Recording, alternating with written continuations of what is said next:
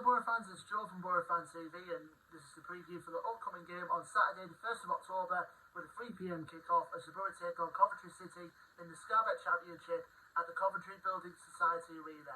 Well, Boro fans, we're now coming off an international break and we could have come off the international break with full of hope and optimism with 3 points in our last game, but unfortunately we only came away with one as we drew 0-0 in our last game before the break against Rotherham. In a game with probably the same with very few chances, but more of the chances came to us, to be fair. More notably, Duncan Watmore had plenty of chances. I mean, the first one that he had in the 4 chances he had, he really should have scored. But he had a few more chances after that, which didn't come off. And obviously, you can tell throughout the game, well, from where I was standing anyway, the Rotherham goalkeeper, Victor Johansson, was clearly time wasted throughout the duration of the game. But we didn't take our chances. We come away with a point, and we go to this next round of fixtures after the international break in third bottom at the moment, but we now have to look full of fresh hope and optimism after this international break. And from what I've heard, obviously, all the rumours surrounding Chris Wilder been linked with the vacant Bournemouth job. He certainly quashed those rumours today by announcing that the reports about linking him with the Bournemouth job has been full of nonsense, and he's got 18 months left on his current contract with us, and he hopes to see that out for the time being. And he goes into this next round of fixtures, with a bit of good news on the injury front. I think Chuba Akpom has now fully recovered from his injury and he is training with the squad, so hopefully, we can get the choo-choo train rolling again, as most fans have been saying over the socials. Darrell Lenihan is close to full recovery as well from his injury, and Daniel Fisher, a name who we haven't seen in a while, obviously he's had his own injury worries which kept him out for all of last season.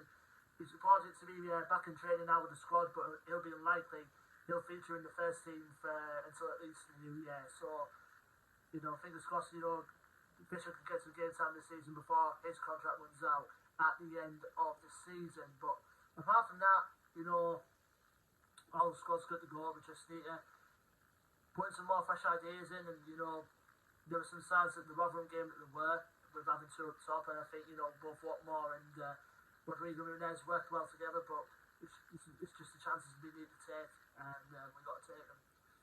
Now we go to our opponents, Coventry City, who are obviously currently bottom of the league going into this game. Bear in mind that they've only played 7 games this season and we've only played 10, because most of their home games this season got postponed due to their pitch was used for the rugby during the Commonwealth Games, and the pitch was not in a fit state to play those fixtures. So Coventry have got a lot of ground to make up to do, so their current record, as I said, they played 7 games, they've won none so far, they've drawn 3 and they lost 4. Last game out for them was a goalless draw away at Birmingham City last time out. With Coventry, I think this is a case of second season syndrome for them so far this season. Or maybe the third season syndrome, I should say, because they've been in the Championship now for the last nearly 3 years or so. They've got a good manager in there though, and Mark Robbins, who's a really proven manager at Championship level through the last few years or so.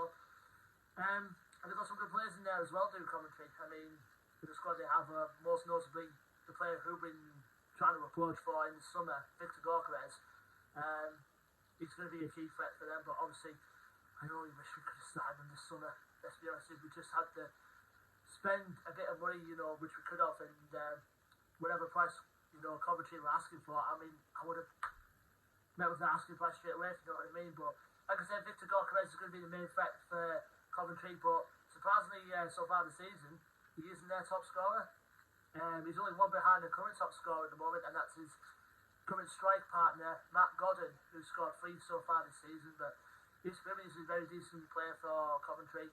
We've got other players in there as well, like the wing-backs, Jake Bidwell and Fankati Dabo as well. They can cause a threat. Ben Sheaf, who's a very well-worth creative midfielder, and Cal McFadzean, who's currently their rock of the defence. But to be honest, with Coventry, they've got a few key players missing with injury at the moment. More notably, Calmo Hare's out injured. He's got a hamstring problem, I think. They've got Liam Kelly injured at the moment, and they're also going to be without Gustavo Hamer as well for this game against the Boro coming up due to suspension. So it'll be a tough test, I mean, we all know well who teams who haven't picked up a win this season do tend to grab their first win against us, but hopefully, in the situation we're currently in, it won't be Coventry. Just be hopeful. Last time we played Coventry was back at the Riverside last season. We managed to secure a 1-0 win with Andros Farrar grabbing the only goal of the game at the Riverside, even though bearing in mind Coventry did beat us late on 2-0 in the same fixture last season over at the Coventry Building Society Arena. So if it was every time we get our season rolling, I know I've said that too many times, but we really need to win this game, Boro fans. It's just no ifs, ands or buts. We've got to win this game just to get our season rolling. I think the win on Saturday can take us as far as 13th, depending on other results, but we really do need to bank a string of wins under our belt, and we do need to get them bad. But leave me your thoughts, predictions in the comment section below, Boro fans. Don't forget to like, share and subscribe as always. Our social media links will be in the description below. And until then, Boro fans, I've been Joe from Boro Fan TV, and I'll see you on the next preview video, which will be for the game on Wednesday the 5th of October as the Boro host Birmingham City at the Riverside. Until then, take care, stay safe, and just hope for some wins, please. Up the Boro.